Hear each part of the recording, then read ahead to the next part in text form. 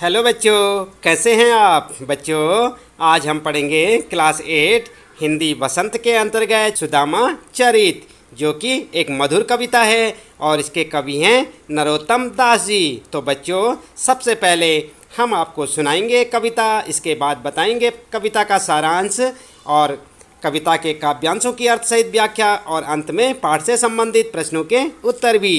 तो चलिए शुरू करते हैं, पढ़ते हैं कविता सुदामा चरित।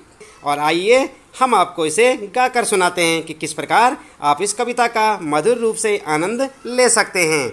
आप देख रहे हैं यहाँ पर, यह है कविता की पहली लाइन और यह है शीस पगा न जगा तन में प्रभु जाने को आही बसे के ही ग्रामा। इस प्रकार से आप बच्चों बोलेंगे। कैसे? शीस पगा न जगा तन में प्रभु जान को आही बसे के ही ग्रामा। धोती फटी सिलटी दुपटी अरुपाय उपा नहीं को नहीं सामा। द्वार खड़ो द्विज दुर्बल एक रहो चकिसो बसिधा अभिरामा। पूछत दीन दयाल को धाम बतावत आपनो नाम सुदामा। तो बच्चों, इस प्रकार से आप इसे गा के भी याद कर सकते हैं, इससे आपको और भी आसानी होगी। ऐसे ही इसके बाद अगला काव्यांश है इसका। ऐसे बेहाल बिवायन सो पग कंटक जाल लगे पुनि जोए। हाय महा दुख पायो सखा तुम आए इतै न कितै दिन खोए। देखी सुदाम की दीन दशा करुणा करके करुणा निधि रोए। पानी परात को हाथ छुयो नहीं नैनन के जल सो पग धोए। तो इस प्रकार से आप इसे दूसरे काव्यांश को पढ़ सकते हैं। इसके बाद आइए देखते हैं यहाँ पर आगे। यह है बच्चों एक दोहा, जिसे आप इस प्रकार से बोलेंगे। इसकी धुन कुछ अलग सी होगी और इसे दूसरे प्रकार से आप पढ़ेंगे। कछु भाभी हमको दियो, इतना बोलेंगे आप पहले। कछु भाभी हमको दियो सो तुम काहे न देत। चापी पोटरी कांग में रहे कहो के ही हेत। इस प्रकार से आप इसे पढ़ेंगे। इसके बाद आगे फिर उसी प्रकार से जैसे पहला और दूसरा काव्यांश आपने पढ़ा था। आगे चना गुरु मात दये तेलये तुम चाबी हमें नहीं दीने। श्याम कहो मुस्काया सुदाम सो चोरी की बान में हो जो परवीने। पोटरी कांख में चापी रहे तुम खोलत नाही सुधा रस भीने। पाछिली बानी अजो न तजो तुम तै सही भाभी के तंदुल कीने। तंदुल का मतलब चावल होता है बच्चों, आप ध्यान दें यहाँ पर। और इस प्रकार से आप इस जो है काव्यांश को जो है इस प्रकार से पढ़ें और अच्छे से याद करें। इसके बाद आइए आगे देख लेते हैं यहाँ पर। उसके बाद जब ये पूरे काव्यांश हो जाएंगे, उसके बाद हम पुनः आपको काव्यांशों के साथ इसका अर्थ सहित व्याख्या भी बताएंगे।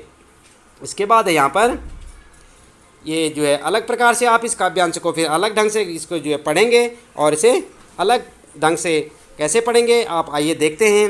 वह पुलकनी वह उठ मिलनी वह आदर की बात। वह पठवनी गोपाल की कछु न जानी जात। घर घर कर ओडत फिरे तनक दही के काज। कहा भयो जो अब भयो हरि को राज समाज। हो आवत नाही हो तो वही पटयो ठेल। अब कहियो समझाई के बहुधन धरो सकेल। तो इस प्रकार से आप इसे पढ़ेंगे। इसके बाद आप कैसे पढ़ेंगे अगला है यहाँ पर काव्यांश, आप ध्यान दें। वैसो ही राज समाज बने गजबाजी घने मन संभ्रम छायो। कैंधो पर्यो कहूँ मारग भूल की फिरे के मैं अब द्वारिका आयो। भौन बिलो किब को मन लो चत सोचत ही सब गाँव मंझायो। पूछत पांड फिरे सब सो, पर जो परी को कहूँ खोज न पायो। इसका मतलब यहाँ पर जो है इसी प्रकार से आप पढ़ेंगे जैसे आपने पहले और दूसरे अंतरे को पढ़ा था। इसके बाद बच्चों आइए आगे देखते हैं इसे कैसे पढ़ेंगे आप, इसे ध्यान से आप देखें। कै वह टूटी छानी हती, कह कंचन के अब धाम सुहावत। तो पहला जो आपने पढ़ा था काव्यांश, उसी सुर में इसे भी आप याद करें। कै वह टूटी छानी हती, कह कंचन के अब धाम सुहावत। कै पग में पनही न हती, कह ले गजराज उठाड़े महावत। भूमि कठोर पे रात कटे, कह कोमल से जिप नींद न आवत। कह जुर तो नहीं को दो सवा, प्रभु के परताप तदक न भावत। तो ये है बच्चों यहाँ पर इस प्रकार से आप इस कविता को एक मधुर स्वर में और बड़े आनंद के साथ इसे गाएं और याद करें। तो इसके बाद आइए जान लेते हैं यहाँ पर इस कविता का सारांश। उसके बाद हम आपको बताएंगे पाठ से संबंधित प्रश्नों के उत्तर भी। तो बच्चों आप ध्यान दें, सुदामा चरित जो आपने पाठ अभी सुना इसका सारांश इस प्रकार से है। आइए जान लेते हैं। सुदामा चरित के पदों में नरोत्तम दास जी ने श्री कृष्ण और सुदामा के मिलन, सुदामा की दीन अवस्था व कृष्ण की उदारता का वर्णन किया है। सुदामा जी बहुत दिनों के बाद द्वारिका आए। कृष्ण से मिलने के लिए कारण था उनकी पत्नी के द्वारा उन्हें ज़बरदस्ती भेजा जाना। उनकी अपनी कोई इच्छा नहीं थी। बहुत दिनों के बाद दो मित्रों का मिलना और सुदामा की दीन अवस्था और कृष्ण की उदारता का वर्णन भी किया गया है। किस तरह से उन्होंने मित्रता धर्म निभाते हुए सुदामा के लिए उदारता दिखाई, वह सब किया जो एक मित्र को करना चाहिए। साथ ही में उन्होंने श्री कृष्ण और सुदामा की आपस की नोकझोंक को बड़ी ही कुशलता से वर्णन किया है। इसमें उन्होंने यह भी दर्शाया है कि श्री कृष्ण कैसे अपने मित्रता धर्म का पालन बिना सुदामा के कहे हुए अपने मन की बात जानकर कर देते हैं। मित्र का यह सबसे प्रथम कर्तव्य रहता है कि वह अपने मित्र के बिना कहे उसके मन की बात और उसकी अवस्था को जान ले और उसके लिए कुछ करें और उदारता दिखाएं। यही उसकी महानता है। तो बच्चों इस पाठ में यही सब बताया गया है जो कि आपको हमने जो है सारांश में बताया। आइए यहाँ पर जान लेते हैं अब प्रत्येक काव्यांश की अर्थ सहित व्याख्या। तो आप देख रहे हैं यहाँ पर यह है सुदामा चरित आपका चैप्टर, और हम जो यहाँ पर कर रहे हैं आपके लिए अर्थ सहित व्याख्या। आप ध्यान दें यहाँ पर पुनः हम इसको जो है कविता को एक बार फिर से पढ़ते हैं और उसका फिर हम आपको अर्थ बताने वाले हैं। जैसे कि आप यहाँ पर देख रहे हैं। शीस पगा न जगा तन में, प्रभु जाने को आही बसे के ही ग्रामा। धोती फटी से लटी दुपटी, अरुपाय उपा नह को नहीं सामा। तो बच्चों आप ध्यान दें यहाँ पर शीश का मतलब होता है सिर, पगा मतलब पगड़ी, जगह क्या होता है, जगह मतलब कपड़ा, और तन में कपड़ा नहीं है। प्रभु जाने को आही बसे के ही ग्रामा, कोई ग्रामवासी आपसे मिलने के लिए आ रखा है। धोती फटी सिलटी दुपटी, और कैसी है धोती, उसकी धोती फटी हुई है। और सिलटी का मतलब होता है जैसे सिकुड़ जाना, जब आप प्रेस करते हैं कपड़े पे फिर कपड़ा खुल जाता है, नहीं तो पहले सिकुड़ा हुआ रहता है। और उपाय या उपानह की को नहीं सामा, उपानह क्या होता है, जूते होते हैं बच्चों। उपानह का मतलब जूते, और पाए मतलब पाँव में उसके जूते भी नहीं हैं।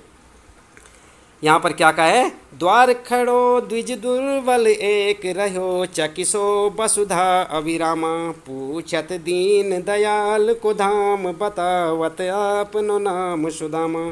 तो यहाँ पर जो है द्वारपाल आकर बताता है श्री कृष्ण को, द्वार खड़ो द्विज दुर्बल एक कमज़ोर सा और कमज़ोर शरीर वाला एक दुर्बल ब्राह्मण जो है दरवाजे पे खड़ा हो रखा है। रहियो चकिसो यानी कि चकित हो रखा है, वसुधा अभिरामा यानी कि आपका जो राजमहल है इसे देखकर वह चकित है। पूछत दीन दयाल को धाम, और आपका जो है निवास स्थान पूछ रहा है, आपका धाम पूछ रहा है, और अपना नाम क्या बता रहा है, सुदामा बता रहा है। तो आइए इसका जो है प्रसंग सहित हम आपको व्याख्या इसकी बताते हैं। तो कैसे लिखेंगे आप, प्रस्तुत काव्यांश हमारी हिंदी की पाठ्यपुस्तक बसंत भाग 3 में संकलित नरोत्तम दास जी द्वारा रचित काव्य सुदामा चरित से लिया गया है। इसमें श्री कृष्ण के बचपन के मित्र सुदामा अपनी पत्नी के आग्रह यानी कि उसके कहने पर कुछ आर्थिक सहायता पाने की आशा में उनकी नगरी द्वारिका पैदल जा पहुँचे। कवि ने उसी समय के दृश्य का वर्णन यहाँ पर किया हुआ है। और इस जो काव्यांश आपने पढ़ा इसकी जो है व्याख्या कैसी होगी, अर्थ कैसे होगा इसका, आइए देख लेते हैं। यहाँ पर उपयुक्त पंक्तियों में कवि कहते हैं कि जब सुदामा कृष्ण के महल के सामने खड़े थे तब द्वारपाल ने महल के अंदर जाकर श्री कृष्ण को बताया कि हे प्रभु, बाहर महल के द्वार पर एक गरीब व्यक्ति खड़ा हुआ है, बहुत ही दयनीय अवस्था में है और वह आपके बारे में पूछ रहा है। उसके सिर पर न तो पगड़ी है और न शरीर पर कोई कुर्ता है, यानी कि कपड़े नहीं हैं। पता नहीं वो किस गांव से चलकर यहाँ तक आया है। उसने ऐसा कुछ नहीं बताया। वह फटी हुई धोती और गमछा पहने हुए हैं, उसके पैरों में जूते भी नहीं हैं। द्वारपाल आगे कहता है कि दरवाजे पर खड़ा हुआ गरीब कमज़ोर सा ब्राह्मण हैरान होकर पृथ्वी और महल के सौंदर्य को निहार रहा है। वह द्वारका नगरी को देखकर बहुत ही हैरान है। वह सुंदर महलों को बहुत ही हैरानी की दृष्टि से देख रहा है। वह दीनदयाल अर्थात आपका निवास स्थान पूछ रहा है और अपना नाम सुदामा बता रहा है। तो बच्चों, आप इस प्रकार से इसका जो है प्रसंग सहित व्याख्या लिख सकते हैं। इसके बाद आइए दूसरा काव्यांश आपने जो पढ़ा था यहाँ पर पुनः एक बार पढ़ते हैं। ऐसे बिहायन सो पग कंटक जाल लगे पुनि जोए, हाय महा दुख पायो सखा तुम आए इते न किते दिन खोए, देखी सुदाम की दीन दशा करुणा करके करुणा निधि रोए, पानी परात को हाथ छुयो नहीं नैनन के जल सो पग धोए। तो यहाँ पर बच्चों आप ध्यान दें क्या कहा है कि ऐसे बेहाल विवायन को सो पग कंटक जाल लगे पुनि जोए। सुदामा की अवस्था ऐसी है कि उसके पैरों में पूरे कांटे लगे हुए हैं। कंटक देख रहे हैं ना आप, कंटक जाल माने कांटों का जाल लगा हुआ है, यानी बहुत सारे उसके पैरों में जो है कांटे चुभे हुए हैं। और कृष्ण भगवान जब उसे देखते हैं तो क्या कहते हैं, हाय महादुख पायो सखा। सखा मतलब हे मित्र, तुमने बहुत दुख पाया, तुम आए इतने न कितने दिन खोए, इतने दिन बीत गए, तुम यहाँ आए क्यों नहीं। देखिए सुदामा की दीन दशा, और जो सुदामा था उसकी दीन दशा यानी उसकी जो अवस्था थी उसे देखकर करुणा करके करुणा निधि रोए। यहाँ पर देख रहे हैं आप, करुणा करके करुणा निधि कह शब्द का 3 बार जो उच्चारण हुआ है, जहाँ पर कि आप देख सकते हैं अनुप्रास अलंकार बनता है। तो बच्चों आप देखें यहाँ पर करुणा करके करुणा निधि रोए, तो यहाँ पर क्या है, ये अनुप्रास अलंकार भी जो है बनाया। तो कवि ने यहाँ पर जो है अच्छे से जो है अलंकारों का भी प्रयोग किया हुआ है। और यहाँ पर कहा गया देखी सुदामा की दीन दशा, सुदामा की ऐसी दीन दशा देख के करुणा करके यानी कि दया करके, और करुणा निधि यानी कि दया के जो सागर थे वे क्या है, रोने लगे। पानी परात को हाथ छुयो नहीं नैनन के जल सो पग धोयो। और कैसे हुआ, पानी की परात जो वहाँ पर रखी हुई थी, सुदामा के पैर धोने के लिए जो पानी से भरी हुई परात मंगाई थी, उसको भगवान या श्री कृष्ण ने हाथ भी नहीं लगाया, केवल अपने अश्रु जल से ही उसके पैर धो दिए। यानी कि श्री कृष्ण जो है उसके मिलने पर और उसकी अवस्था पर इतना रोए कि उसके पैर धुल गए। आगे आइए देख लेते हैं, यहाँ पर प्रसंग सहित व्याख्या हम आपको बताएंगे। आप जो है अपनी नोटबुक में नोट करें इसे इसी प्रकार। प्रसंग क्या होगा इसमें, प्रस्तुत काव्यांश हमारी हिंदी की पाठ्यपुस्तक बसंत भाग 3 में संकलित नरोत्तम दास जी द्वारा रचित काव्य सुदामा चरित से लिया गया है। इसमें कृष्ण सुदामा के मिलन और सुदामा की दीन अवस्था व कृष्ण की उदारता का वर्णन है। इसके बाद आप करेंगे व्याख्या। तो व्याख्या में आप क्या लिखेंगे, उस काव्यांश का जो है अर्थ लिखेंगे। कैसे, उपयुक्त पंक्ति में कवि कहते हैं, कृष्ण सुदामा के विषय में सुनकर दौड़कर बाहर आए और सुदामा को बेहाल देखा। सुदामा के बिवाइयों से भरे पैर से, बिवाइयाँ क्या होती है बच्चों, आप ध्यान दें, बिवाइयाँ होती हैं जो पैर में जब जो है पैर में कुछ जो है फटने के से निशान बन जाते हैं, उसे कहते हैं बिवाइयाँ। यानी कि कई जो है लोग यहाँ पर जो है अपनी भाषाओं में कहते हैं कि पैर फट गए हैं। तो सुदामा की भी यहाँ निकली हुई थी और उनको देखकर श्री कृष्ण ने कांटे खोज कर निकाले और प्रेम से बोले कि मेरे परम मित्र, तुमसे अलग होना मेरे लिए महादुख है, तुम इतने दिन कहाँ रहे। सुदामा का ऐसा हाल देखकर दया के सागर श्री कृष्ण दया से रो पड़े। उन्होंने सुदामा के पैर धोने के लिए मंगाई परात को हाथ नहीं लगाया, बल्कि अपने आंसू के ही जल से पैर धो डाले। इस प्रकार से आप इसे लिखेंगे। इसके बाद है यहाँ पर काव्यांश तीसरा है आपका, कछु भाभी हमको दियो सो तुम काहे न दे, चाँपी पोटरी कांग में रहे कहो के ही है। तो यहाँ पर जो है श्री कृष्ण कहते हैं, आप देख रहे हैं यहाँ पर, कछु भाभी हमको दियो, जो सुदामा की पत्नी थी उसे जो है श्री कृष्ण ने भाभी करके संबोधित किया है कि भाभी ने कुछ हमारे लिए दिया है, सो तुम हमें क्यों नहीं देते हो। जो भाभी ने हमारे लिए दे रखा है उसे हमें क्यों नहीं देते हो। चाँपी पोटरी कांक में, और जो तुम्हारी कांक के नीचे जो तुमने पोटरी रखी हुई है बांध कर, वह तुम जो है किस लिए रखी हुई है। आगे लिखा है, आगे चना गुरु मात दये तेलये तुम चाबी हमें नहीं दीने, श्याम कहो मुस्काए सुदामा सो चोरी की बान में हो जो परवीने। यहाँ पर जो है बहुत अच्छा वर्णन किया है कवि ने कि आगे चना गुरु मात दिए। यहाँ पर जो है पुरानी बातों को याद करते हुए श्री कृष्ण कहते हैं कि जो गुरु माता ने हमें जो है क्या दिए थे, चने दिए थे। यहाँ पर आप देख सकते हैं आगे चना गुरु माता दिए। एक बार जो है गुरु माता ने हमें जो है चने दिए थे। लये तुम चाबी हमें नहीं देने, तुमने अकेले ही उनको चबा लिया था या अकेले ही खा लिया था। श्याम कहे मुस्काए सुदामा सो, और मुस्कुरा कर सुदामा से बोलते हैं चोर की बान में हो जो परवीने, यानी कि तुम चोरी करने में पहले से ही चतुर हो। पोटरी कांग में चाबी रहे तुम खोलत नाही सुधा रस भीने, पाचिली बानी अजो न तजो तुम तैसे ही भाभी के तंदुल कीनो। आगे यहाँ पर जो है कहा हुआ है कि पोटरी कांग में चाबी रहे, ऐसे ही ठीक उसी प्रकार तुम जो है अब भी जो है इस पोटली को जो है अपने कांख में जो है दबा के रखे हुए और नहीं खोलते हो। खोलत नाही सुधा रस भीने, जो अमृत के समान जो है तुल्य जो दाने हैं इनको जो है खोलते नहीं हो। पाछली बानी अजो न तजी, अभी तक तुम्हारी को पुरानी आदत नहीं गई है। तैसे ही भाभी के तंदुल की न, उसी प्रकार तुम भाभी के चावल को भी छुपा रहे हो। तंदुल का मतलब ध्यान दे आप चावल को कहते हैं बच्चों। इसके बाद आइए यहाँ पर देख लेते हैं प्रसंग आप कैसे लिखेंगे। प्रस्तुत काव्यांश हमारी हिंदी की पाठ्य पुस्तक बसंत भाग 3 में संकलित नरोत्तम दास जी द्वारा रचित काव्य सुदामा चरित से लिया गया है। इसमें कृष्ण सुदामा से शिकायत कर रहे होते हैं कि वह उसकी पत्नी द्वारा कृष्ण के लिए भेजी गई सौगात क्यों नहीं दे रहे हैं। तो आइए अर्थ लिखेंगे आप काव्यांश का। लिखेंगे आप व्याख्या। श्री कृष्ण कहते हैं कि मेरी भाभी ने जो मेरे लिए भेजा है वह तुम मुझे क्यों नहीं दे रहे हैं। मेरे लिए लाई पोटली को बगल में क्यों छिपा रहे हो। कृष्ण उस पर ताना मारते हुए कहते हैं जैसे उसने बचपन में उनकी गुरु माँ द्वारा दिए चने उसे न देकर खुद खा लिए थे, वैसे ही वह अब भी उनके तोहफे को उन्हें क्यों नहीं दे रहे हैं। क्या वह चोरी करने में कुशल हो गए हैं। कृष्ण जी कहते हैं कि वह क्यों पोटली छिपा रहे हैं, उसे निकाल कर क्यों नहीं देते। उसमें से कितनी सुगंधित अमृत की खुशबू आ रही है। क्या उनकी पिछली आदत नहीं छूटी है जो भाभी द्वारा भेजा तोहफा छिपा रहे हैं। तो बच्चों इस प्रकार से आप इसका अर्थ लिखेंगे। इसके बाद आइए देख लेते हैं यहाँ पर काव्यांश चौथा। ये जो है आप इस प्रकार से पढ़ेंगे। वह पुलकनी वह उठ मिलनी वह आदर की बात, वह पटवनी गोपाल की कछु न जानी जात। घर घर ओढ़त फिरे घर घर कर ओढ़त फिरे, तनक दही के काज। कहा भयो जो अब भयो हरि को राज समाज, हो आवत नाही हो तो वही पट्ठियो ठेली। अब कहियो समझाई के बहुधनि धरो सकेली।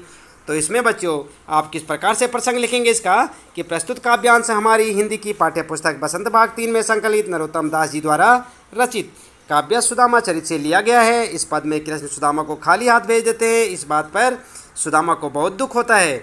और अर्थ लिखेंगे आप। उपयुक्त पंक्तियों में सुदामा सोच रहे हैं कि जब वे कृष्ण के यहाँ पहुँचे थे तब तो उन्होंने बड़ी प्रसन्नता दिखाई थी, वे उठकर गले मिले थे और सुदामा को बहुत आदर भी दिया था। पर विदाई के अवसर पर इस तरह खाली हाथ भिजवाने की बात सुदामा को कुछ समझ नहीं आ रही थी। वास्तव में कृष्ण ने सुदामा को उनके 2 मुट्ठी चावल खाते ही 2 लोगों की धन दौलत दे डाली थी, जिससे सुदामा बिल्कुल अनजान थे। सुदामा कृष्ण के बचपन को याद करके सोचते हैं यह वही कृष्ण है जो थोड़ी सी मांगने के लिए घर घर हाथ फैलाया करता था। थोड़ी सी दही मांगने के लिए घर घर हाथ फैलाया करता था। यहाँ पर आप लिखेंगे जो थोड़ी सी दही या माखन लिख सकते हैं आप, मांगने के लिए घर घर हाथ फैलाया करता था। भला हुआ उन्हें क्या देंगे। सुदामा तो पहले ही से माखन चोर कृष्ण को जानते थे, पर उनकी पत्नी ने ही उन्हें जीत करके यहाँ भेजा था। सुदामा बहुत नाराज़ थे और सोच रहे थे अब जाकर वे अपनी पत्नी से कहेंगे कि बहुत धन मिल गया है, अब इसे संभाल कर रखो। वे यहाँ आना नहीं चाहते थे। अब हालत यह थी कि जो चावल वे मांग कर लाए थे वो अभी कृष्ण ने ले लिए थे। बदले में खाली हाथ वापसी हुई। इसके बाद बच्चों 5वां काव्यांश यहाँ पर। वैसे ही राज समाज बने गजबाजी घने, मन संभ्रम छायो कह दो पर्यो कहूँ माँ रग भूल की फिरे। कै मैं अब द्वारिका आयो भौन बिलो किब को मन लोचत सोचत ही सब गाँव मंझायो। पूछत पांड फिरे सब सो पर जो परि को कहूँ खोज न पायो। यहाँ पर जो है कवि ने बहुत अच्छा वर्णन किया है। यहाँ पर आप ध्यान दें प्रसंग में। यहाँ पर आप लिख सकते हैं कि प्रस्तुत काव्यांश हमारी हिंदी की पाठ्य पुस्तक बसंत भाग 3 में संकलित है। नरोत्तम दास जी द्वारा रचित काव्य सुदामा चरित से लिया गया है। प्रस्तुत पद में श्री कृष्ण द्वारा सुदामा को धन दान से परिपूर्ण कर देने का वर्णन यहाँ पर किया गया है। और अर्थ होगा सुदामा ने अपने गांव में जाकर देखा कि वहाँ द्वारिका जैसा ही ठाट बाट है, वैसा ही राज समाज है। वहाँ उसी प्रकार के हाथी घोड़े थे जैसे द्वारिका में थे। इससे उसके मन में भ्रम सा छा गया। सुदामा को लग रहा था कि वे भूलकर फिर से द्वारिका ही लौट आए हैं। वे शायद रास्ता भूल गए हैं। वहाँ भी द्वारका जैसे भव्य महल बने हुए थे। सुदामा के मन में उन महलों को या उन भवनों को देखने का लालच आ रहा था। यही सोचकर वे गांव के बीच में चले गए। वहाँ जाकर सुदामा ने सभी से अपनी झोपड़ी के बारे में पूछा, पर वे अपनी झोपड़ी को खोज नहीं पाए। वास्तव में उनकी झोपड़ी के स्थान पर श्री कृष्ण की कृपा से भव्य महल दिखाई दे रहे थे। उनका पूरा गांव ही अलौकिक आभा से चकाचौंध हो रहा था, जिनके कारण सुदामा भ्रमित हो रहे थे। श्री कृष्ण ने उनकी बिना बताए ही सहायता कर दी थी। इसके बाद काव्यांश 6 है यहाँ पर। कह वह टूटी सी छानी हती, कह कंचन के अब धाम सुआवत, कह पग में पन ही न हती, कह ले गजराज उठाड़े महावत, भूमि कठोर बरात कटे, कह कोमल से जिप नींद न आवत, कह जुर तो नहीं को दिसवा, कह प्रभु के प्रताप ते दाख न भावत। तो आप यहाँ पर जो है इसको पढ़ें और उसके बाद किस प्रकार से लिखेंगे। प्रस्तुत काव्यांश हमारी हिंदी की पाठ्य पुस्तक बसंत भाग 3 में संकलित नरोत्तम दास जी द्वारा रचित काव्य सुदामा चरित से लिया गया है। प्रस्तुत पद में श्री कृष्ण सुदामा द्वारा सुदामा को धन धान्य से परिपूर्ण कर देने का वर्णन किया गया है। और अर्थ लिखेंगे आप। कवि बताते हैं कि कहाँ तो सुदामा के पास टूटी फूटी सी फूस की यानी घास फूस की झोपड़ी थी और कहाँ अब स्वर्ण महल सुशोभित हो रहे हैं। पहले तो सुदामा के पैरों में जूतियाँ तक नहीं होती थी और कहाँ अब उनके महल के द्वार पर महावत यानी कि जो हाथी चलाने वाले होते हैं के साथ हाथी खड़े रहते हैं। महावत आप जानते हैं ना, जो हाथियों को चलाते हैं उन्हें कहते हैं महावत, अर्थात सवारी के साधन उपलब्ध हैं। पहले कठोर धरती पर रात काटनी पड़ती थी, कहाँ अब सुकोमल सेज पर नींद नहीं आती है। कहाँ पहले तो यह हालत थी कि उन्हें खाने के लिए घटिया किस्म के चावल भी उपलब्ध नहीं थे और कहाँ प्रभु की कृपा से उन्हें किशमिश मुनक्का उपलब्ध हैं, फिर भी वे अच्छे नहीं लगते। इस पाठ से संबंधित प्रश्नों के उत्तर अभ्यास प्रश्न उत्तर में आप देख सकते हैं बच्चों। यहाँ पर पहला प्रश्न है आपका, सुदामा की दीन दशा देखकर श्री कृष्ण की क्या मनोदशा हुई, अपने शब्दों में लिखिए। तो उत्तर कैसे लिखेंगे आप बच्चों। उत्तर लिखेंगे, सुदामा की दीन दशा को देखकर दुख के कारण श्री कृष्ण की आंखों में अश्रुधारा बहने लगी। उन्होंने सुदामा के पैरों को धोने के लिए पानी मंगवाया, परंतु उनकी आंखों से इतने आंसू निकले कि उन्हीं आंसुओं से सुदामा के पैर धुल गए। ठीक है ना बच्चों। तो इस प्रकार से आप इस पहले प्रश्न का उत्तर लिखेंगे। इसके बाद दूसरा प्रश्न है बच्चों, आप अपनी पाठ्य पुस्तक में देख सकते हैं। दूसरा प्रश्न इस प्रकार से है, पानी परात को हाथ छुयो, नहीं नैनन के जल सौ पग धोए। फिर से पढ़े आप, पानी परात को हाथ छुयो, नहीं नैनन के जल सौ पग धोए। पंक्ति में वर्णित भाव का वर्णन अपने शब्दों में कीजिए। तो क्या उत्तर लिखेंगे आप, कैसे करेंगे अपने शब्दों में। उत्तर लिखेंगे, प्रस्तुत दोहे में यह कहा गया है कि जब सुदामा दीनहीन अवस्था में श्री कृष्ण के पास पहुँचे तो कृष्ण उन्हें देखकर व्यथित हो उठे। श्री कृष्ण ने सुदामा के आगमन पर उनके पैरों को धोने के लिए परात में पानी मंगवाया, परंतु सुदामा की दुर्दशा देखकर श्री कृष्ण को इतना कष्ट हुआ कि वे स्वयं रो पड़े और उनके आंसुओं से ही सुदामा के पैर धुल गए, अर्थात परात में लाया जल व्यर्थ हो गया। इस प्रकार से आप दूसरे प्रश्न का उत्तर लिख सकते हैं। आप इन्हें अपनी नोटबुक में नोट करें और अच्छे से याद भी करें बच्चों, ताकि आपको परीक्षा के समय किसी परेशानी का सामना ना करना पड़े। आपको याद दिला दें बच्चों, इसके साथ साथ इस पाठ का जो भावार्थ है हमने दूसरी वीडियो में डाल रखा है, जिसका लिंक हम आपको इस वीडियो के डिस्क्रिप्शन बॉक्स में दे देंगे।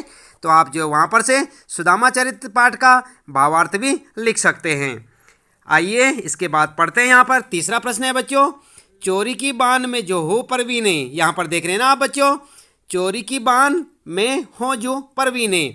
उपयुक्त पंक्ति कौन किससे कह रहा है और ख है इस कथन की पृष्ठभूमि स्पष्ट कीजिए। और ग में लिखा है इस उपालंब यानी शिकायत के पीछे कौन सी पौराणिक कथा है। तो इसका उत्तर किस प्रकार से लिखेंगे। सबसे पहले देखेंगे आप क का उत्तर, उपयुक्त पंक्ति श्री कृष्ण अपने बाल सखा सुदामा से कह रहे हैं। उसके बाद ख प्रश्न का उत्तर में लिखेंगे बच्चों आप, अपनी पत्नी द्वारा दिए गए चावल संकोचवश सुदामा श्री कृष्ण को भेंट स्वरूप नहीं दे पा रहे हैं, परंतु श्री कृष्ण सुदामा पर दोषारोपण करते हुए इसे चोरी कहते हैं और कहते हैं कि चोरी में तो तुम पहले से ही निपुण हो। ठीक है ना बच्चों। तो इस प्रकार से आप इन क और ख दो प्रश्नों के उत्तर लिख सकते हैं। बात करते हैं ग प्रश्न की। जैसे कि आप यहाँ पर देख सकते हैं कि इस जो उपालंब यानी शिकायत के पीछे कौन सी पौराणिक कथा है। तो आइए देखते हैं यहाँ पर क्या उत्तर लिखेंगे आप। उत्तर लिखेंगे आप ग में लिखेंगे, बचपन में जब कृष्ण और सुदामा साथ साथ संदीपन ऋषि के आश्रम में अपनी अपनी शिक्षा ग्रहण कर रहे थे। ध्यान दे बच्चों आप, सुदामा और श्री कृष्ण जहाँ पर पढ़ते थे वहाँ पे गुरु का नाम क्या था? संदीपन ऋषि। और तभी एक बार जब श्री कृष्ण और सुदामा जंगल में लकड़ियाँ एकत्र करने जा रहे थे, तब गुरु माता ने उन्हें रास्ते में खाने के लिए चने दिए थे। सुदामा श्री कृष्ण को बिना बताए चोरी से चने खा लेते हैं। श्री कृष्ण उसी चोरी का उपालंब सुदामा को देते हैं, यानी कि शिकायत सुदामा से करते हैं। तो इस प्रकार से बच्चों आप कह कह गए तीनों प्रश्नों के उत्तर यहाँ से लिख सकते हैं। बात करते हैं बच्चों आगे। चौथा प्रश्न है, द्वारिका से खाली हाथ लौटते समय सुदामा मार्ग में क्या क्या सोचते जा रहे थे? वह कृष्ण के व्यवहार से क्यों खींच रहे थे? सुदामा के मन की दुविधा को अपने शब्दों में प्रकट कीजिए। तो आप यहाँ पर उत्तर लिखेंगे बच्चों। उत्तर लिखेंगे, द्वारिका से खाली हाथ लौटते समय सुदामा का मन बहुत दुखी था। वे कृष्ण द्वारा अपने प्रति किए गए व्यवहार के बारे में सोच रहे थे कि जब वे कृष्ण के पास पहुँचे तो कृष्ण ने आनंदपूर्वक उनका आतिथ्य सत्कार किया था। क्या वह सब दिखावटी था? वे कृष्ण के व्यवहार से खींच रहे थे क्योंकि उन्हें आशा थी कि श्री कृष्ण उनकी दरिद्रता दूर करने के लिए धन दौलत देकर विदा करेंगे, परंतु श्री कृष्ण ने उन्हें चोरी की उलाहना देकर खाली हाथ ही वापस भेज दिया। इस प्रकार से आप इस प्रश्न का उत्तर लिख सकते हैं। समझ गए ना बच्चों? चौथा प्रश्न है ये और इसका उत्तर। इसके बाद बच्चों चलिए देख लेते हैं पांचवा प्रश्न। और क्या पूछा है इसमें? पांचवें प्रश्न में कहा गया है, अपने गांव लौटकर जब सुदामा अपनी झोपड़ी नहीं खोज पाए तब उनके मन में क्या क्या विचार आए? कविता के आधार पर स्पष्ट कीजिए। तो आप कैसे करेंगे बच्चों उत्तर? उत्तर लिखेंगे आप, द्वारिका से लौटकर सुदामा जब अपने गांव वापस आए तो अपनी झोपड़ी के स्थान पर बड़े बड़े भव्य महलों को देखकर सबसे पहले तो उनका मन भ्रमित हो गया कि कहीं मैं घूम फिर कर वापस द्वारिका ही तो नहीं चला गया। फिर भी उन्होंने पूरा गांव छानते हुए सबसे पूछा, लेकिन उन्हें अपनी झोपड़ी नहीं मिली। ठीक है ना बच्चों? तो इस प्रकार से आप इस पांचवें प्रश्न का उत्तर लिख सकते हैं। बात करते हैं यहाँ पर छठे प्रश्न की। तो छठे प्रश्न में पूछा गया है बच्चों, निर्धनता के बाद मिलने वाली संपन्नता का चित्रण कविता की अंतिम पंक्तियों में वर्णित है, उसे अपने शब्दों में लिखिए। तो कैसे लिखेंगे बच्चों? उत्तर लिखेंगे आप, श्री कृष्ण की कृपा से निर्धन सुदामा की दरिद्रता दूर हो गई। जहाँ सुदामा की टूटी फूटी सी झोपड़ी रहा करती थी वहाँ अब सोने के महल खड़ा है। कहाँ पहले पैरों में पहनने के लिए चप्पल तक नहीं थी वहाँ अब घूमने के लिए हाथी घोड़े हैं। पहले सोने के लिए केवल वह कठोर भूमि थी, अब शानदार नरम नरम मुलायम बिस्तरों का इंतजाम है। कहाँ पहले खाने के लिए चावल भी नहीं मिलते थे, आज प्रभु की कृपा से खाने को मनचाही चीज़ उपलब्ध है, परंतु वे अच्छे नहीं लगते। ठीक है ना बच्चों? तो इस प्रकार से आप इस छठे प्रश्न का उत्तर लिख सकते हैं। इसके बाद बात करते हैं बच्चों भाषा की बात, जो कि आपकी पाठ्य पुस्तक में आप देख सकते हैं। भाषा की बात में, पानी परात को हाथ छुयो नहीं नैनन के जल सो पग धोए। आप पढ़ रहे हैं एक कविता की पंक्ति, इसमें क्या कहा गया है? ऊपर लिखी गई पंक्ति को ध्यान से पढ़िए। इसमें बात को बहुत अधिक बढ़ा चढ़ाकर चित्रित किया गया है। जब किसी बात को इतना बढ़ा चढ़ाकर प्रस्तुत किया जाता है वहाँ पर अतिशयोक्ति अलंकार होता है। आप भी कविता में से एक अतिशयोक्ति अलंकार का उदाहरण छांटिए। तो बच्चों यहाँ पर बात की जा रही है अलंकार की, तो हम आपको बता दें आप हमारे चैनल की प्लेलिस्ट में देख सकते हैं। वहाँ पर आपको अलंकार के नाम से एक वीडियो देखने को मिलेगी, हिंदी व्याकरण की प्लेलिस्ट में देखें आप, तो आप जो अलंकारों के बारे में वहाँ पर अच्छे से जानकारी ले सकते हैं। इसका लिंक हम आपको, हिंदी व्याकरण का लिंक और अलंकारों वाला जो वीडियो है उसका लिंक हम आपको डिस्क्रिप्शन बॉक्स में दे देंगे। आप वहाँ से जाकर डायरेक्ट जो है अलंकारों के बारे में पढ़ सकते हैं। इसके बाद यहाँ पर उत्तर में क्या लिख सकते हैं बच्चों? आप उत्तर में लिखेंगे, कै वह टूटी सी छानी हती कहा कंचन के अब धाम सुहावत। इस प्रकार से आप दूसरा उदाहरण दे सकते हैं। यहाँ भी अतिशयोक्ति अलंकार है कि कहाँ जो है टूटी फूटी झोपड़ी थी और कहाँ अब जो है कंचन यानी कि जो सोने चांदी के महल बने हुए हैं। टूटी सी झोपड़ी के स्थान पर अचानक कंचन के महल का होना अतिशयोक्ति अलंकार है। ठीक है ना बच्चों? तो अलंकारों के बारे में जानकारी आप जो हमारे चैनल की प्लेलिस्ट हिंदी व्याकरण वाली प्लेलिस्ट में से देख सकते हैं। तो बच्चों इसके साथ ही इस पाठ से संबंधित प्रश्नों के उत्तर यहाँ पर समाप्त होते हैं। उम्मीद है कि आपको अच्छे से समझ आए होंगे। और इसी प्रकार बच्चों सभी पाठों के क्लास 8th हिंदी वसंत के सभी पाठों को प्रश्नोत्तर जानने के लिए और पाठों का भावार्थ, सारांश आदि पढ़ने के लिए आप हमारे चैनल को सब्सक्राइब करें और लगातार देखते रहें वीडियो और जुड़े रहें हमारे साथ। तो आज के लिए बच्चों इतना काफ़ी है। मिलते हैं अगली वीडियो में अगले पाठ के प्रश्नोत्तरों के साथ।